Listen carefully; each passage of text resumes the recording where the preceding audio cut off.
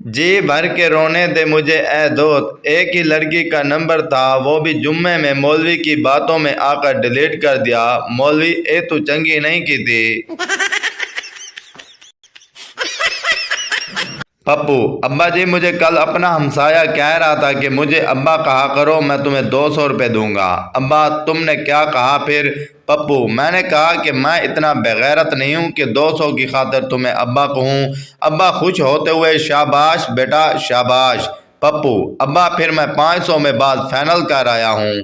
अब्बा, लख दी लानत बेगैरता।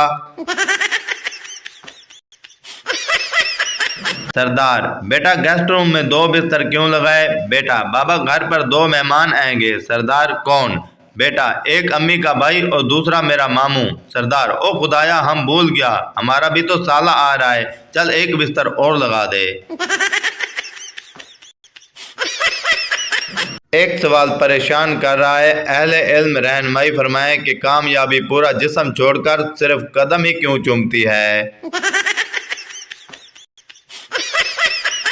समझदार बीवियां कभी भी शोर से नहीं पूछा करती कि बताएं आज का खाना कैसा बना है, बल्कि वो खाना रखते हुए खुद ही बता देती हैं कि आज तो सालन बहुत मजे का बना है।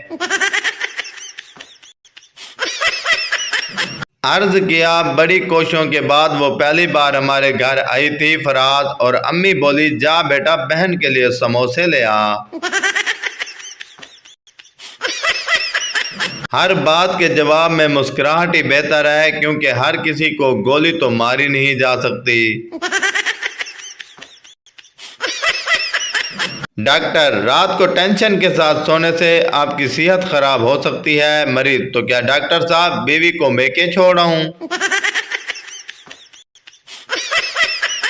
2 बच्चों की मां तीसरी शादी कर रही थी। निकाह के टाइम एक बच्चा रोने लगा तो मां की बात सुनकर दूल्हा बेहोश हो गया। मां बच्चे से बोली चुप कर जा, वरना अगली दफा तुझे अपनी शादी पर नहीं बुलाऊंगी। पाकिस्तानी अगर किसी जगह की खूबसूरती को बयान करते हैं तो यूं कहते हैं, इस जगह जाओ लगता ही नहीं कि आप पाकिस्तान में हो। डॉक्टर, सरदार जी से आपकी किडनी फेल हो गई है। सरदार पहले तो बहुत रोया, फिर आंसू साफ करके बोला कितने नंबर से? अली, अपना दुपट्टा उठा लो, जमीन से घिसा जा रहा है। आशिया, दुपट्टा भी अपना फर्ज निभा रहा है, कोई चूम ना ले मेरे कदमों की मिट्टी को, इसलिए निशानात मिटा रहा है। अली, बादशाह सलामत की औलाद आगे गोबर है। टीचर, कल तुमने छुट्टी क्यों की? पप्पू, सर कल मेहमान आए हुए थे। टीचर, ओ आई सी, चलो मैं देखता हूँ। पप्पू, ओ आई होंदी तो मैं अज भी नहीं आना सी। वक्त की कदर उस बंदे से पूछो जो बाथरूम के बाहर खड़ा हो और उसका पेट खराब हो और अंदर वाले को कब्ज हो। एक मच्छर लड़की की गाल से उड़कर मौलवी की लस्सी में जा गिरा। मौलवी ने मच्छर को बाहर निकाला और बोला कंजरा मजे उथे तो गुस्सा थे। तहकीक से साबित हुआ है कि सबसे ज्यादा समझ आने वाली जबान जूतों वाली है। मोटरसाइकिल वाला, सर जी मेरे कागजात तो पूरे हैं, फिर चालान क्यों? पुलिस वाला, सोनिया डबल सवारी खुल गई है ते तू कल्ला जा रहे हैं।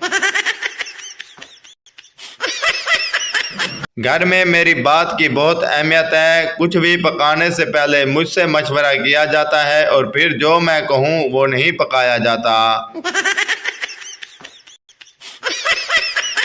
सियाने कहते हैं कि माँ एक अजीम दर्सगाह है, इसीलिए मैंने सोचा है अपने बच्चों के लिए 3-4 दर्सगाहें बनाऊंगा। हमने 5 औरतों के चेहरे पर डब साबुन लगाया और 5 औरतों को शापिंग करवाई। आप यकीन नहीं करेंगे, शापिंग करने वाली औरतों के चेहरे पर ज्यादा रौनकें थी। लोग पता नहीं कैसे घर वालों को कह देते हैं कि पसंद की शादी करनी है, हम तो पसंद की सब्जी पकाने का भी कह दें तो घर वाले खाने को दौड़ते हैं। तनख्वाह लेके भी खाली हाथ रहे, फ़िकत पैसे की आनी जानी देखी। ये फैक्ट्री की नौकरी भी अजब ठहरी, न बच्चों का बचपन देखा न बीवी की जवानी देखी। डबल ड्यूटी के बाद आधी रात को घर पहुँचे, आज तक न शहर की कोई जनानी देखी।